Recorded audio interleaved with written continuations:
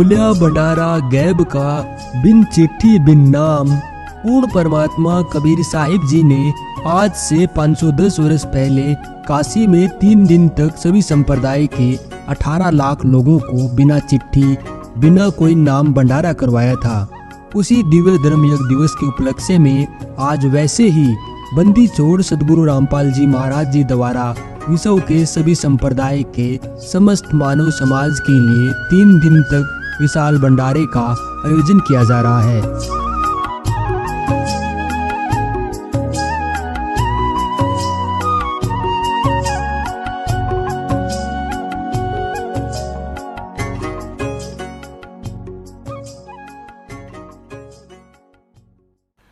एक समय परमात्मा जब यहाँ आए हुए थे काशी शहर में, कबीर भगवान वो इन अज्ञानी ऋषि महर्षि गुरु पीरों काजी मुल्लाओं के साथ चर्चा करते थे, ज्ञान गोष्ठी,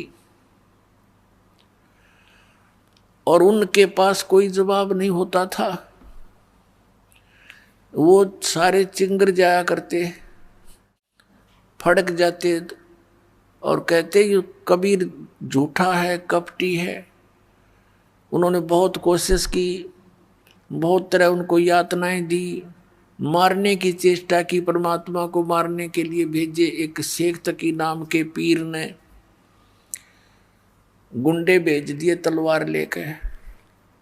परमात्मा अपनी झोंपड़ी में सो रहे थे, साथ में शेख तकी भी था। शेख तकी ने कहा इसको टुकड़े टुकड़े कर दो।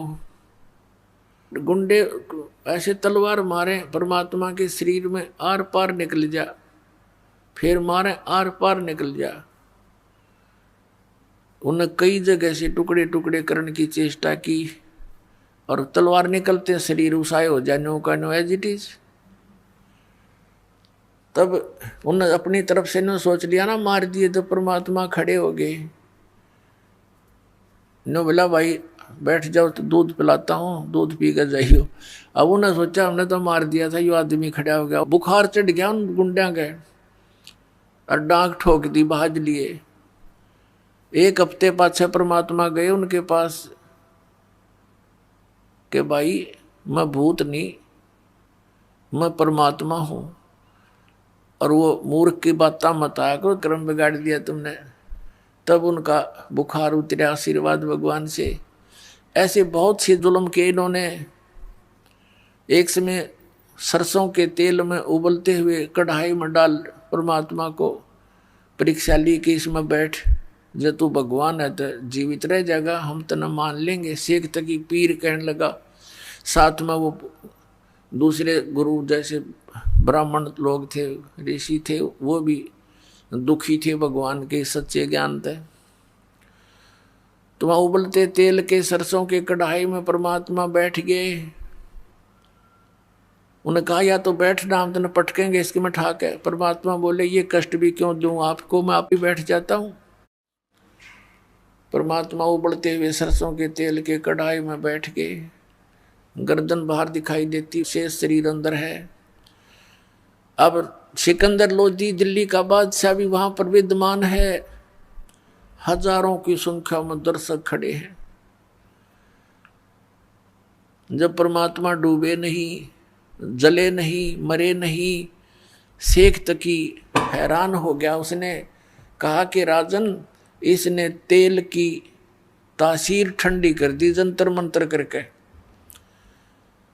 तो राजा ने सोचा लट चेक कर लूं, न्यू उंगली डालनी चाहिए। परमात्मा ने कहा राजन इसमें उंगली ना दिए, इस नालायक के कहते हैं, इसकी ना बेरा कितना फारेनहाइट है, यो बहुत गर्म है, और इसमें उंगली मत देना। लेकिन राजा के ना जच्ची, जब गुरुजी ना जलते कबीर साहब तो मेरे के बिजली पड़ेगी एक उंगली में। वो नटते नटते उंगली दे दी। जितनी उंगली तेल में गई थी उतनी कटके दूर होगी, अंदर निशान भी नहीं पाया उसका, और मूर्छित हो गया राजा। फिर राजा के चारों तरफ घूम गए उसके नौकर, पानी के छींटे छाटे मार के एक बेहोश में लाए। फिर पीड़ा इतनी थी वो फिर बेहोश हो गया। तब परमात्मा निकल कर आए तेल के से बाहर और पकड़ के उंगली को सीधा पूरा कर दिया। वह कटी हुई नहीं रही। जब उसकी पीड़ा मिटी, बोलो सतगुरुदेव।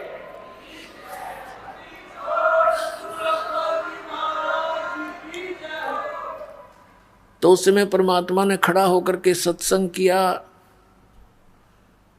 कि बोले बच्चों, ये जितने भी गुरु और पीर हैं ये तुम्हारे शत्रु हैं। तुम्हें डिवाइड करके बैठ गए, हिंदू और मुसलमान बना लिया इन अपने स्वार्थ के लिए, तुम्हारे हित से इनको कोई लेना देना नहीं। तुम मेरे बच्चे हो, तुम एक पिता की संतान हो, हिंदू और मुसलमान अलग अलग नहीं हो। ये तुम्हारा भूल डाल रखी है इन अज्ञानियों ने।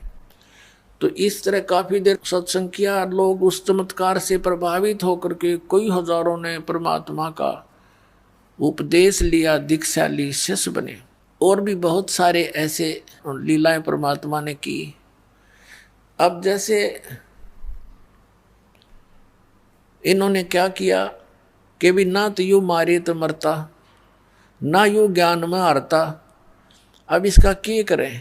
वो सारी मजलिस हुई, उनकी मीटिंग करी किसने? हिंदू और मुसलमानों के गुरु और पीरों ने। उन्होंने के स्कीम बनाई कि एक झूठी चिट्ठी डाल दो सभी संतों के डेरों वालों के पास कि भी कबीर भंडारा करेगा और 3 दिन का भंडारा होगा। प्रत्येक भोजन के बाद सबको एक असरफी यानी 10 ग्राम सोना और एक दोहर होती थी, बहुत अच्छा कंबल टाइप समझ लो। उस समय का सबसे उत्तम जो कंबल समझो वो दोहर होती थी। एक दोहर देगा, एक असरफी देगा, जितनी बार भोजन खाओगे, ऐसा लिख दिया। अब वो लालची माया के पुजारी, वो मंडलेश्वर, उनने सारे अपने शिष्य साथ ले लिए, छोटे बड़े रोगी कोडी जो भी थे उनके आश्रम में, और कहा सब लाल कपड़े पहन लो, साधु बन जाओ। और चल पड़े। किस लिए? कि ये सभी जितनी बार भोजन खाएंगे उनको दोहर मिलेगी, असरफी मिलेगी। वो मुखिया के पास जमा कराते हैं, फिर वो सारे, वो मुखिया ना अपना ये लालच सोच कर सारा ना खिलाया। तो वहाँ काशी में निश्चित तिथि रखी हुई थी, जो सभी इकट्ठे हो गए। 18 लाख ये नकली संत पंथ सारे आगे। अब सुबह सुबह आदरणीय रविदास साहिब जी, जो अधिकतर परमेश्वर कबीर जी के साथ रहा करते थे, वो अपने घर से आए। उसने देखा भी आज इतने महात्मा कैसे इकट्ठे हो गए हैं। उनसे पूछा कि महापुरुषों कैसे आगमन हुआ आपका? तो वो कहने लगे, रे तुम काशी वालों कौन सी दुनिया में रहते हो, तुम्हें पता नहीं हम इतनी दूर से आ गए हैं।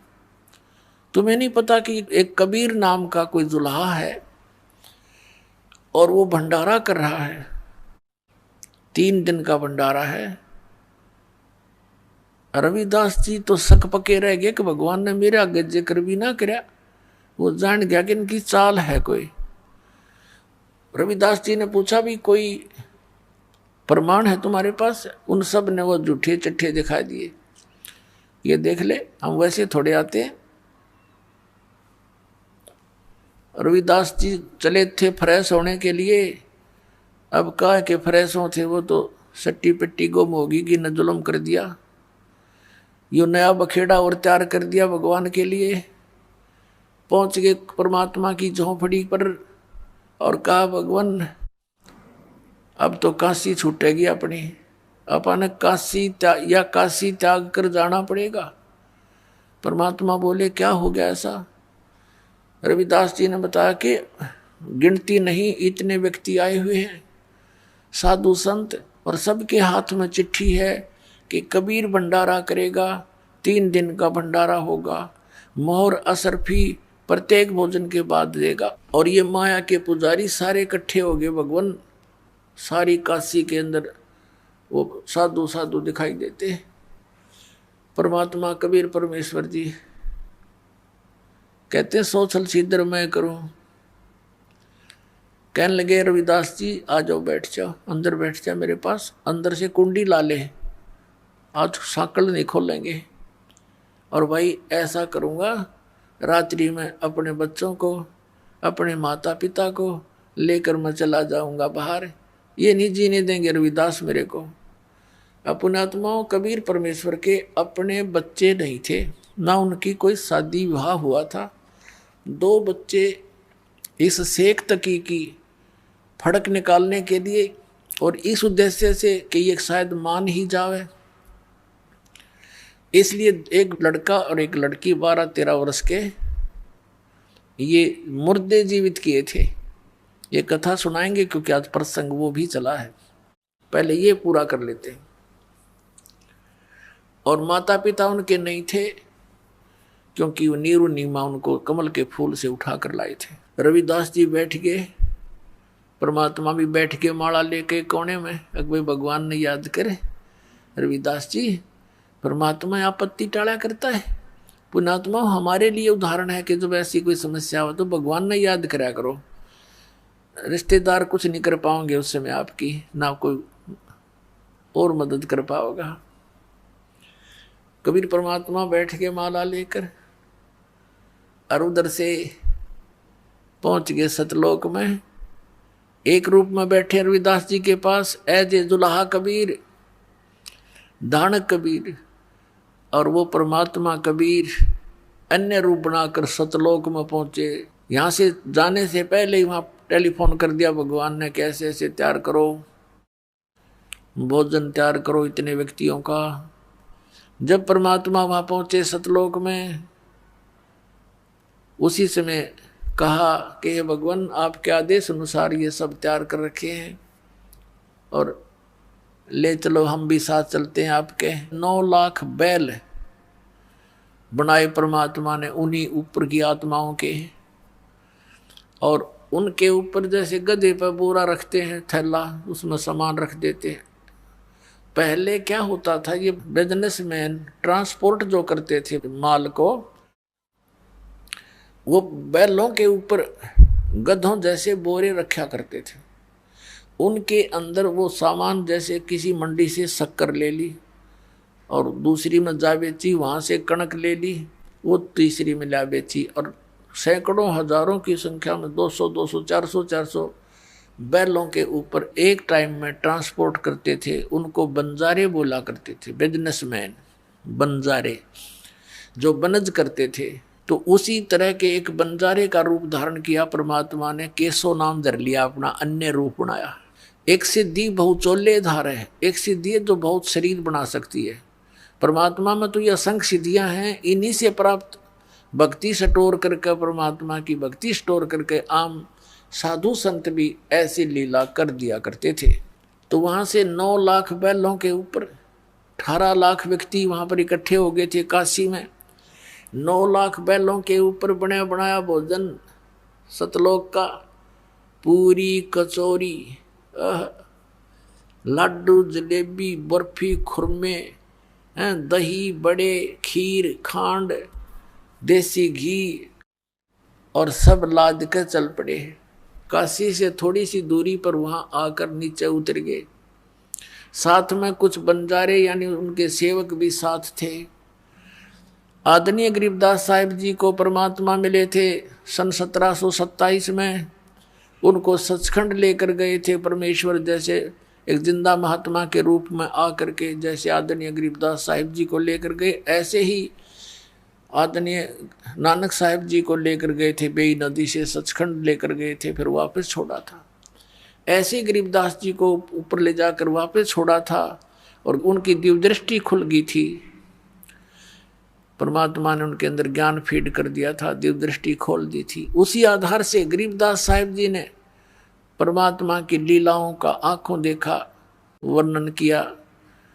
जैसे तुलसीदास जी हुए हैं जिन्होंने रामायण लिखी है, घट रामायण नहीं, वो तुलसीदास दूसरा था, वो राधा स्वामी वाला ग्रुप का है वो। तो एक तुलसीदास जी हुए हैं जिन्होंने ये रामायण लिखी थी।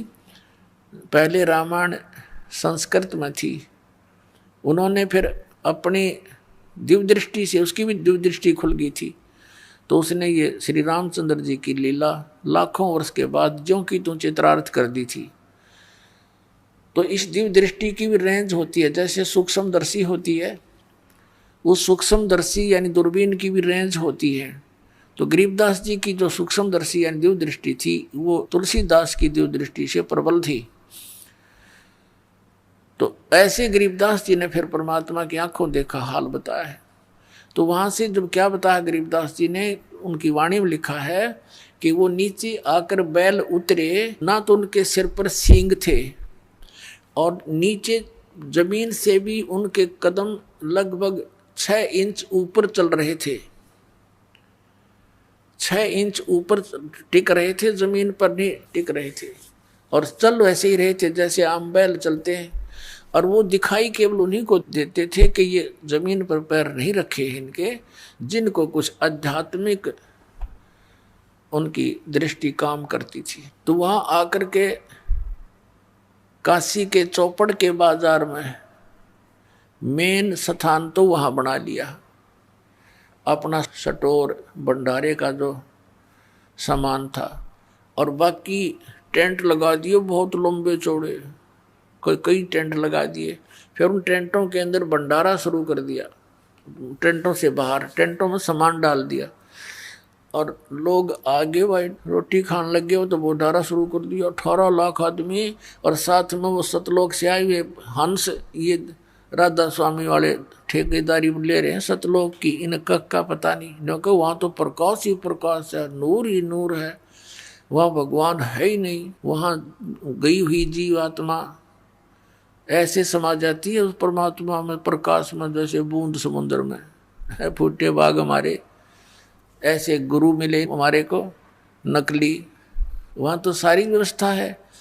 यहाँ से बहुत सुंदर आहार हैं वहाँ के, तो वो आहार सतलोक से लेकर आए भगवान ने, वहाँ भंडारा शुरू कर दिया। अब जो भी खावे परमात्मा का सतलोक का आहार उंगली चाटता रह जावे, 2 रोटी खाने वाला भी 6 रोटी खावे, इतना स्वाद लगा, गेला डाइजेस्ट हो जावे, क्योंकि भगवान का अमृत आहार। तो वहाँ तो प्रोसीजर चल पड़ा खाने का, और साथ में 2 रसर पी दे तुरंत, वो केसो रूप में आगे परमात्मा, और उन सब को भोजन खाकर आवे भाई इधर से आ जाना, वो उठावे 2 एक असर पी ले भाई, 2 रसर पी ले भाई, चलते रहो। अब उस शेख तकी जो सिकंदर लोधी का धार्मिक गुरु था, उसकी भी इस षड्यंत्र में मुख्य राय थी। तो उसने ये सोचा कि कबीर तब भाग्या होगा काशी छोड़ के, और राजा से कहते हैं, राजा के पास भी एक पत्र भिजवा दिया कि आप भी आइएगा, हम भंडारा कर रहे हैं। तो शेख तकी ने कहा जी देखो आपके गुरु का पत्र आया है, टोंट कसी उसने, आप चलोगे? राजा बोला सिकंदर लोधी के अवश्य चलूंगा मैं, कब का भंडारा है, कैसे भंडारा, इस दिन का, अच्छा चलोगे। वो चल पड़े, दिल्ली से काशी के लिए 2-3 दिन लगने थे, उन्होंने पहले प्रस्थान कर दिया। तो पहुंच गए उस दिन, निश्चित दिन सुबह सुबह। वहां जाकर देखा कि भंडारा चल रहा है। अब शेख तकी की तो मरगी माँ, उसने इतना सोचा था कबीर भाग गया होगा, वह लोग गाली दे रहे होंगे खड़े खड़े से भी, जितने साधु संत आवेंगे। अब उसने सोचा अकियो तो भाई कमाल हो गया, वो तो कलेजा पकड़ के बैठ गया। अकिया के बनी भाई, उनसे पूछता है कौन दे रहा भंडारा, ये कौन दे रहा भंडारा? तो बताया गया कि एक केसो नाम का बंजारा है और स्टैंड में विराजमान है, वो ये भंडारा कर रहा है। सिकंदर लोधी और शेख तकी वहां गए। राजा ने पूछा भाई आप कौन हो, आप क्या लगते हो कबीर भगवान के? केसो रूप में विराजमान परमात्मा केसो बंजारे के रूप में कहता है कि मैं उसका पगड़ी बदल मित्र हूँ, यार हूँ, वो मेरा फ्रेंड है, मैं बंजारा हूँ। मेरे पास एक पत्र गया था उनका कि ऐसे ऐसे एक छोटा सा भंडारा करना है, कुछ सामान लेते आइएगा। अब शेख तकी नौकर इसने छोटा है भंडारा मान रही है तो भाई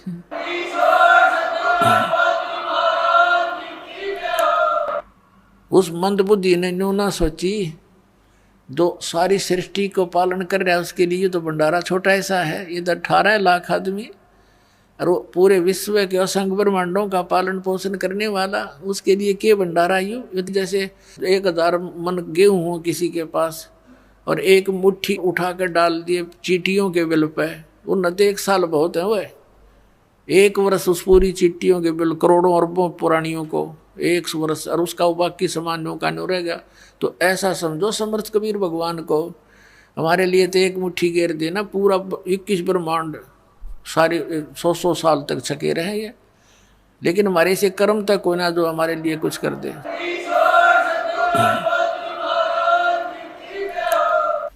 अब सिकंदर लोधी ने पूछा कि वो कबीर साहब क्यों नहीं आए? केसो कहता उनका दास जो बैठा है, मौज उनकी, आएंगे जब आ जाएंगे, वो तो मर्जी के मालिक हैं।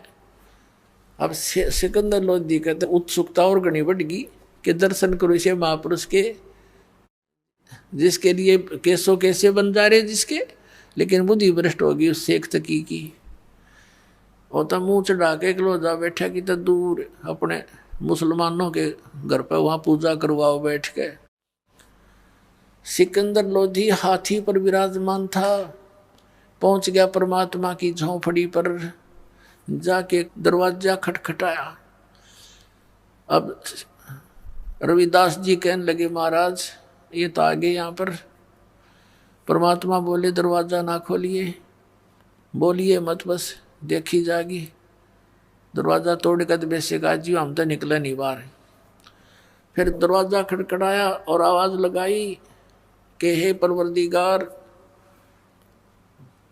दरवाजा खोलना, मैं सिकंदर लोधी बोल रहा हूं।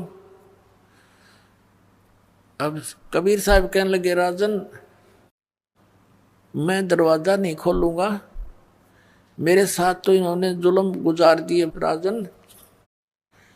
पहले तो ये मुझे मारने की चेष्टा कर रहे थे, अब इन्होंने आज ऐसा जुल्म कर दिया मेरे साथ। मेरे पास तो 2 रोटी का शाम का भोजन मुश्किल से है, अपने परिवार के लिए कपड़ा बुनता हूँ, गुजारा मुश्किल से चल रहा है, और इन्होंने झूठी चिट्ठी डाल दी राजन। बाहर बताते हैं लाखों लोग इकट्ठे हो गए हैं, हे भगवान मैं तो दरवाज़ा खोलूँ नहीं, रात को भाग जाऊंगा अपने बच्चों को लेकर के, परिवार को लेकर के। अब सिकंदर लोधी आंखों में आंसू भर के और कहता परवरदिगार एक बार दर्शन दो अपने दास को, आप मुझे नहीं बहका सकते, मैं आपको जान चुका हूँ परवरदिगार, अपने दास को दर्शनार्थ दरवाज़ा खोल दो। तब परमात्मा ने कहा भाई रविदास खोल दे। रविदास जी ने सांकल खोल दी, दंडवत प्रणाम की सिकंदर लोधी दिल्ली के बादशाह ने मुकुट समेत परमात्मा के चरणों में, और कहा परवरदिगार आपकी जय जयकार हो रही है, आपने भंडारा लगा रखा भगवान, आप हमेशा ऐसी लीला करते हो, आप स्वयं परवरदिगार हो, आप अल्लाह का रूप हो। आप देखो तो चलकर भगवान वहाँ पर कैसा भंडारा लगा रखा है, सब भोजन खा रहे हैं और ये पूछ रहे हैं कि ऐसा भंडारा देने वाले वो महापुरुष कौन है, उनके दर्शन तो कर लें इसे पुण्यकर्मी प्राणी के। वो तो आपको प्राणी समझें लेकिन आप हमारे जानी जान भगवान हो परमात्मा, आपके दर्शनाभिलाषी वहाँ आपके इंतजार कर रहे हैं, आप चलो मेरे मालिक। तब परमात्मा ने कहा कि चलो भाई चलते हैं। आसमान से एक मुकुट आया, मनोहर मुकुट सुंदर, और परमात्मा के सिर पे रखा गया। और परमात्मा ज्यों ही झोंपड़ी से बाहर निकले, आसमान से फूल बरसने लगे कबीर परमात्मा के ऊपर, सतलोक से आकर के फूल बरसने लगे। रविदास जी चमर करते हुए साथ साथ चले। तब सिकंदर लोधी ने कहा कि रविदास जी यह सेवा दास को दे दो, आप तो नित्य ही करते हो इनकी सेवा। रविदास जी ने वो चमर राजा सिकंदर लोधी को दे दिया। परमात्मा को सिकंदर लोधी ने हाथी की अंबारी पर बैठाया, साथ में रविदास जी को पूज्य परमेश्वर कबीर जी को हाथी की अंबारी होती थी, एक कक्ष बनाया जाता था, रूम, उसको अंबारी कहते थे, और उसके सब दरवाजे खोल दिए, गेट खोल दिए। राजा बैठ गया, कबीर साहब बैठ गए। राजा चौर कर रहा है, पीलवान हाथी लेकर चल पड़ा वापस भंडारे की ओर। लोग देख रहे हैं, काशी के लोगों से पूछ रहे हैं, वो भोजन करने वाले काशी वाले भी वहीं जी में रहे हैं, सारे पूछ रहे हैं कि कौन है ये, कौन है हाथी पर, कि एक तो राजा बैठा है, एक कबीर साहब बैठे हैं, कबीर जुलाहा धानक, जिसके ऊपर राजा चंवर कर रहा है, ये है वो कबीर जो भंडारा किया है जिसने। तो उन्होंने कहा ओहो अच्छा, ये है वो महापुरुष, ये है वो महानात्मा। तो सारे भंडारे में घूम कर सबको दर्शन दे के वापस आ रहे थे। जिस टेंट में वो केशव रूप में परमात्मा विराजमान थे, वहां से एक बंजारा गया, उसने करबद्ध होकर प्रार्थना की कि हे भगवान, आपको आपका दोस्त, आपका मित्र केशव याद कर रहा है।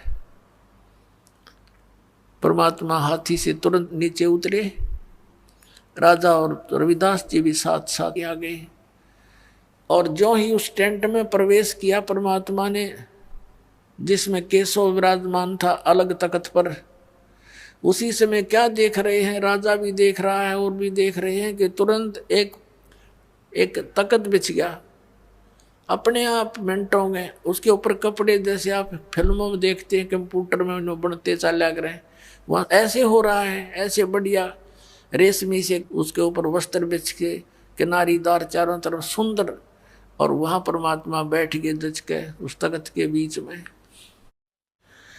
और टेंट को चारों तरफ से उठवा दिया, खुला करा दिया, चारों तरफ की उसकी कनात हटवा दी। अब वहां 8 पैर तक यानी 24 घंटे तक वहां सत्संग किया परमात्मा ने। केशव रूप में स्वयं विराजमान है और दुल्हा धानक कबीर रूप में आप विराजमान है। केशव रूप से प्रसन्न करते हैं कि आप यहाँ क्यों आ गए इसे गंदे लोक में, या आप इनका भला चाहते हो, ये आपका बुरा कर रहे हैं। हे भगवान, यहाँ तो कभी अकाल गिर रहा है, कोई सुंदर बाग बगीचे भी नहीं है, कोई सुंदर यहाँ का वातावरण भी नहीं है, आप इसे गंदे लोक में क्यों आगे अपने सतलोक सचखंड ने छोड़कर भगवान। तब परमात्मा कहते हैं केशव, ऊंची आवाज में सुना सुना के बड़ी मार्मिक आवाज में कहते हैं केशव, मेरे दर्द से तू परिचित नहीं है, ये सब मेरे बच्चे हैं, जिनके बच्चे दुखी हो माता पिता कैसे चैन से रह सकते हैं। इनको अज्ञान से भर दिया इन नकली गुरुओं ने। यहाँ का भगवान काल है, ये इनको खाता है और ये सोच रहे हैं ये बड़ा अच्छा भगवान है, इसने यहाँ काजू किस्मत सेब संतरे ये दे रखे, आहार बढ़िया धरती पृथ्वी दे रखी है, और ये भूल जाते हैं कि इनके बच्चों को कौन मार रहा है, इनके माता पिता को कौन मार रहा है। ये तो इसने यहाँ पर ऐसे पाल रखे हैं जैसे कसाई बकरे पालता है केशव, जैसे कसाई बकरे पालता है उनके लिए सब सुविधा देता है, और वो बकरे समझते हैं, वो बकरियां समझती हैं कि ये हमारा दयालु मालिक है, हमारी कितनी केयर टेक करता है, हमारे लिए कितनी सुविधाएं दे रखी हैं। और जब वो कसाई आता है उन बकरों के अंदर झुंड में, वो उनको अपना मालिक जान करके उससे प्यार करते हैं, उसको चाटते हैं, वो हाथ लगाता है उसके शरीर पर, बकरों के शरीर पर, और बकरे उसको मुंह से चाटते हैं अच्छा व्यक्ति जान के। और वो ये देख रहा है इसमें मांस कितना होगा, कै किलो का बिकेगा। पुण्यात्मा परमात्मा कहते हैं तब तो वो उनको मालिक दिखाई देता है जब वो सुविधाएं नजर आती है। और फिर जब ऑर्डर आता है 20-30 बकरों का, वो नहीं देखता किसका बेटा मरेगा, किसकी बेटी, किसकी माँ, वो नहीं पहचान करता, उसने तो मोटे मोटे छांट लेने हैं और जाके कटवा देने भाई। ऐसी स्थिति थी। आप यहाँ जहाँ रह रहे हो इस गंदे लोग का यू मालिक ज्योति निरंजन ये कसाई है और तुम्हें खाने के लिए रोके हुए है। पुण्यात्माओं 24 घंटे तक परमात्मा सत्संग करते रहे।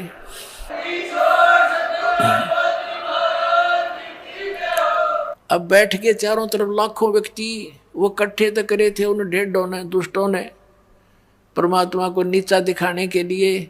और वो परमात्मा के काम आगे उसके बच्चे इकट्ठे हो गए, क्योंकि जितने भी साधु संत महंत बने हैं, ये ऋषि गुरु बने हैं, ये बहुत अच्छी आत्मा होती है।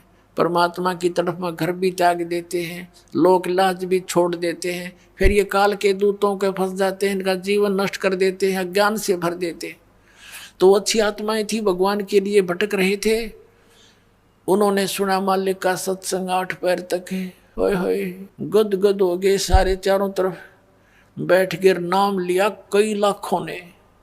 इस प्रकार कबीर परमात्मा के 64 लाख शेष हो गए थे पुण्यात्मा उस समय, जिसमें भारतवर्ष कितना बड़ा था। अफगानिस्तान, बलोचिस्तान, पश्चिमी और पूर्वी पाकिस्तान, इराक, ईरान, गढ़, वो गजनी तक, ये सारा बलख बुखारे तक, इराक, ईरान तक, ये सारा भारतवर्ष था।